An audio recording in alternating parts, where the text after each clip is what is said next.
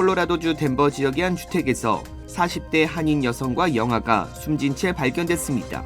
유력 용의자는 남편으로 지목됐습니다. 미 중앙은행인 연방준비제도가 이번에도 기준금리를 동결했습니다. 남가주 지역의 가짜 주차 티켓을 차량에 꽂아두는 새로운 신종 사기가 기승을 부리고 있습니다. 남가주 지역에 내일부터 또다시 더위가 시작됩니다. 하마스 최고 지도자가 이란 수도 테헤란에서 암살당해 이란뿐만 아니라 반이스라엘 연대가 보복을 공언하고 나섰습니다.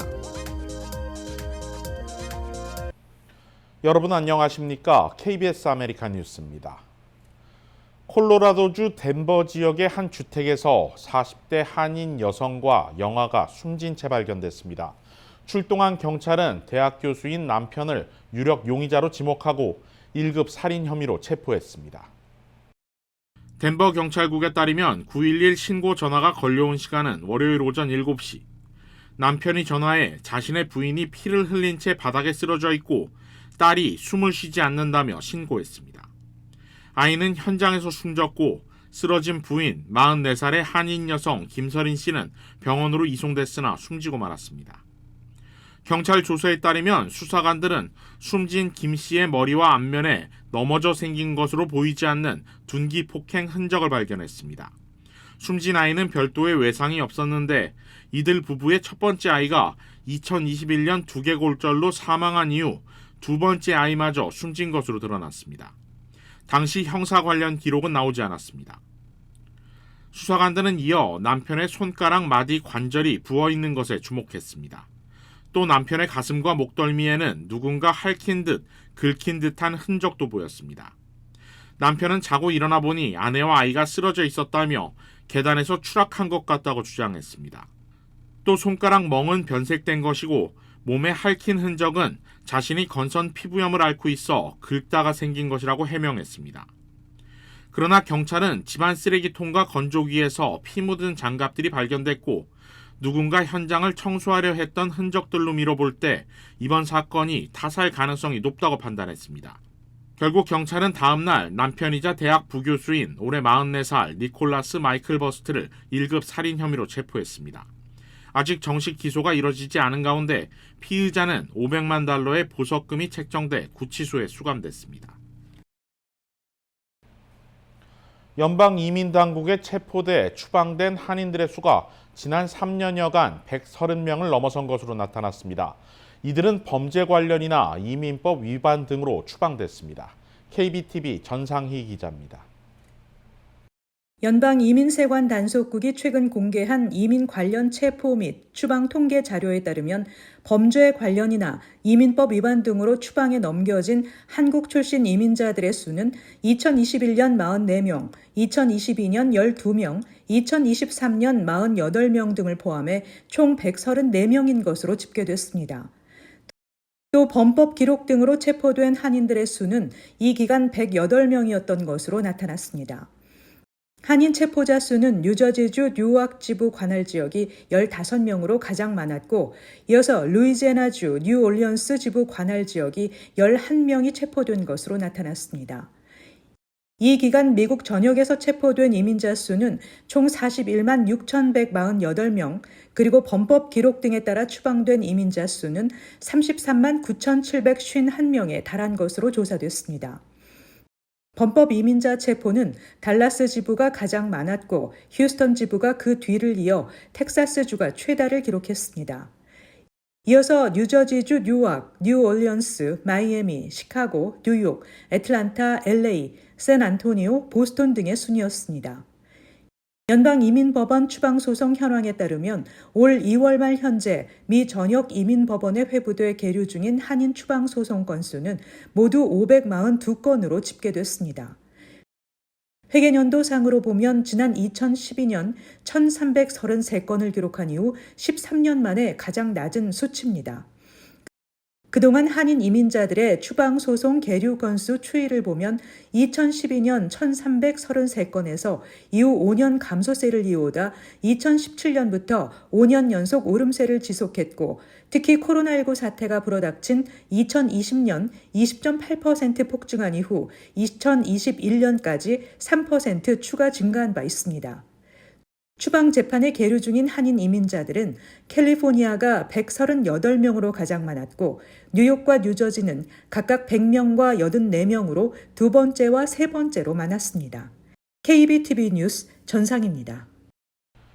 연방준비제도가 이번에도 기준금리를 동결했습니다. 하지만 연준은 인플레이션이 둔화하고 있고 고용시장 역시 식어가고 있다며 이르며 다음 달 금리 인하 가능성을 시사했습니다. 조혜진 기자가 보도합니다. 시장이 예상대로 미국 연방준비제도가 기준금리를 동결했습니다. 지난해 7월 기준금리 인상 이후 8번 연속 동결입니다. 연 5.25%에서 5.5%로 우리나라와의 격차는 1.75%포인트에서 2%포인트로 유지됐습니다. 연준은 물가 안정에 진전이 있었다면서도 목표치인 2%보다는 여전히 다소 높다고 설명했습니다. 다만 물가뿐만 아니라 최근 과열이 식어가는 고용 시장에도 주의를 기울이고 있다고 덧붙였습니다. Continue to move into better balance. Indeed, we're attentive to the risks to both sides of our dual mandate.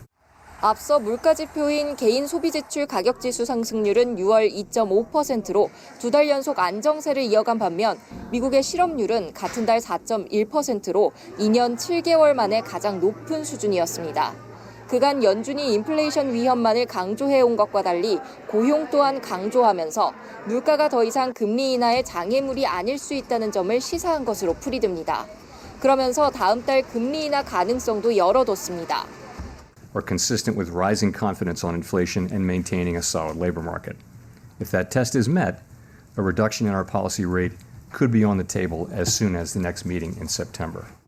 이에 4.1% 수준이었던 미 10년 만기 국채금리는 4%대까지 낮아졌습니다. 뉴욕 주식시장도 대형 기술주들이 반등하며 나스닥 지수가 한때 3% 넘게 오르는 등 일제히 상승 마감했습니다. 전문가들은 이미 금리 인하 여건은 갖춰졌다고 평가했습니다. 미국 언론들은 연준이 예상대로 이르면 다음 달 기준금리를 인하할 것으로 내다보고 있습니다. 워싱턴에서 KBS 뉴스 조혜진입니다.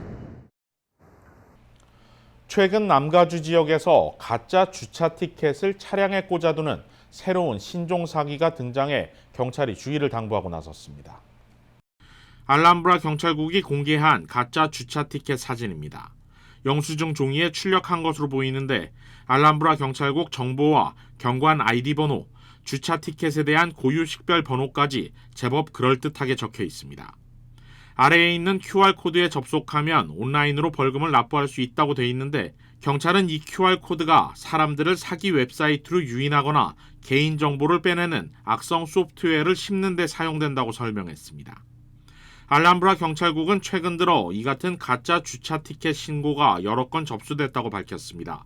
만약 QR코드가 적혀있는 주차 티켓을 발견했을 경우 절대 스캔하지 말고 바로 신고해 줄 것을 당부했습니다.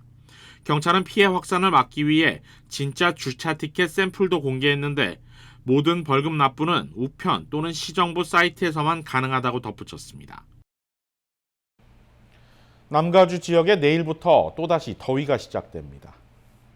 국립기상청은 내일부터 시작해 캘리포니아를 비롯한 서부 지역에 강한 고기압 전선이 형성되면서 다음 주까지 평년 기온을 웃도는 더운 날씨가 이어질 것이라고 밝혔습니다. 기온은 차차 높아져 금요일에 이르러 최고로 더운 날씨가 예상됩니다. 금요일 LA와 벤츄라 카운티 밸리 지역 100도, 우드랜드 힐스 105도, 엔텔로프 밸리 지역은 105도에서 110도의 기온을 보일 것으로 예상됩니다. 상대적으로 기온이 낮은 해안가 지역도 이번 주 들어 90도대의 기온 분포를 보일 것으로 전망됩니다. 기상청은 또 이번 주 계절성 몬순 기후로 인해 천둥 번개를 동반한 비 가능성이 있다고 전했는데 폭염으로 인해 LA 일대 지역에서는 비가 땅에 닿기도 전에 증발하는 등 지역에 따라 편차가 클 것으로 예측했습니다. 뉴욕시 퀸즈에서 무장 강도가 우편 배달원을 총기로 위협하고 우편함 키를 빼앗아 달아나는 사건이 발생했습니다. 경찰은 용의자 수배에 나섰습니다. KBTV 기련민 기자입니다. 뉴욕시 경찰국은 지난 월요일 뉴욕시 퀸즈에서 우편 서비스 배달원을 총기로 위협하고 배달원의 키를 빼앗아 달아나는 사건이 발생했다며 해당 용의자 남성을 공개 수배한다고 밝혔습니다. 사건은 뉴욕시 퀸즈 55에비뉴와 63플레이스 인근에서 낮 12시 30분경 발생했습니다. 사건은 인근에 위치한 CCTV 카메라를 통해 고스란히 녹화됐습니다. 녹화된 영상에 따르면 용의자 남성은 삼거리 모퉁이에 앉아있던 우편 배달부 여성을 지나쳐 걸어갔다가 곧이어 가던 길을 돌아와 우편 배달부에게 접근했습니다.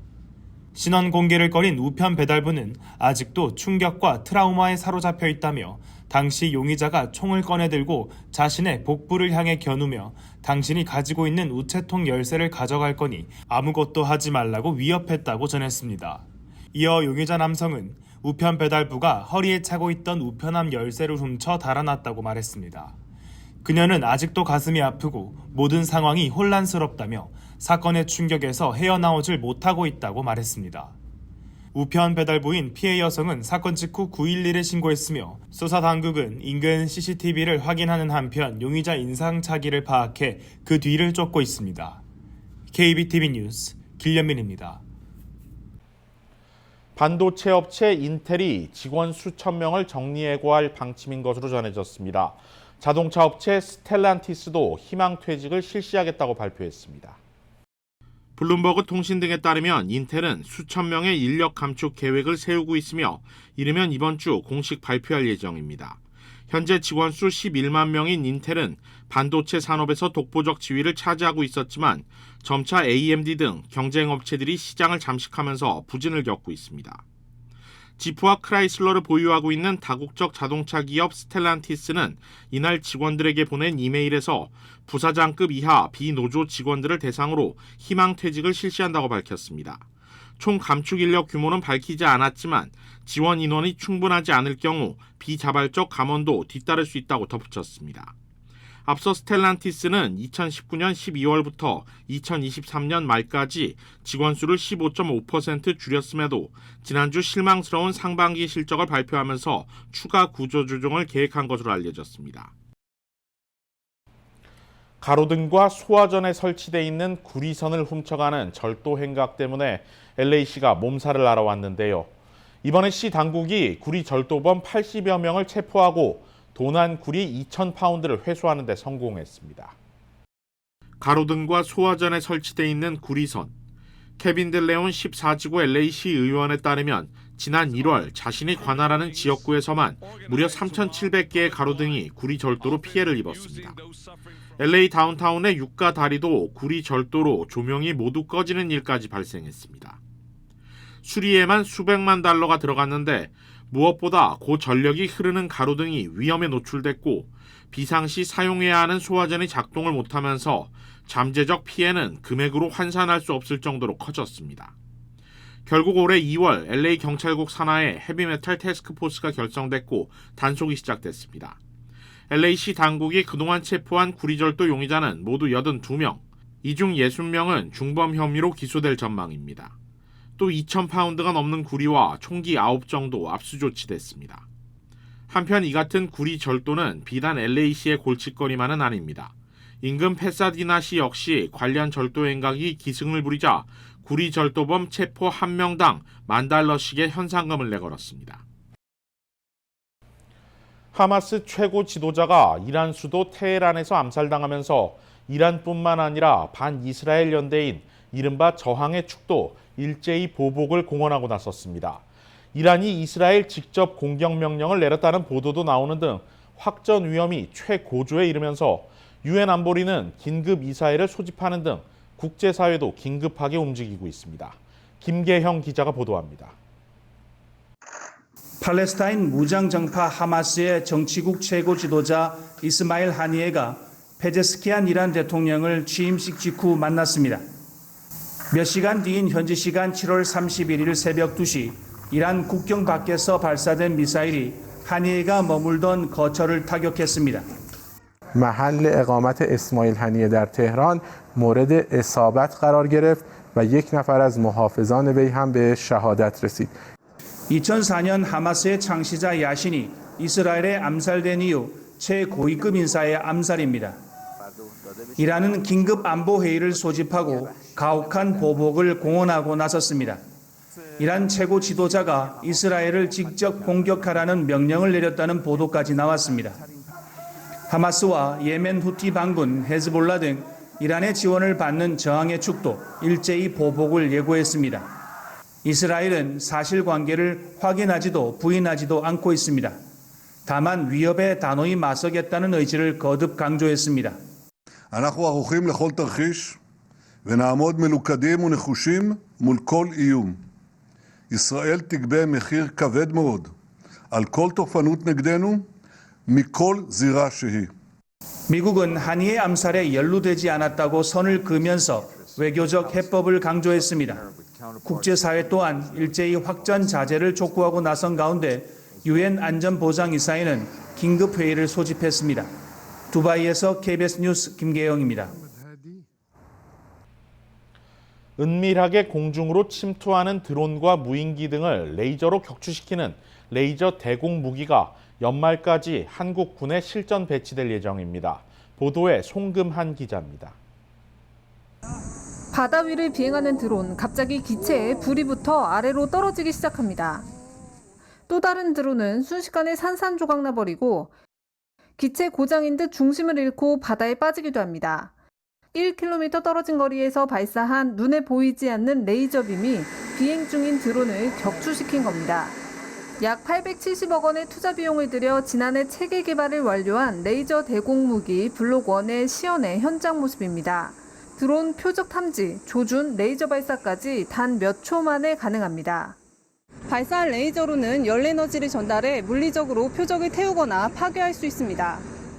레이저 출력을 높이면 항공기나 박격포탄도 정조준에 타격할 수 있습니다. 한 번 발사에 드는 비용은 2,000원 미만으로 전력만 공급되면 저렴한 비용으로 무인기를 공격할 수 있습니다. 하지만 날씨 영향을 크게 받고 여러 대의 무인기나 드론이 동시에 침투할 경우 방어가 어렵습니다.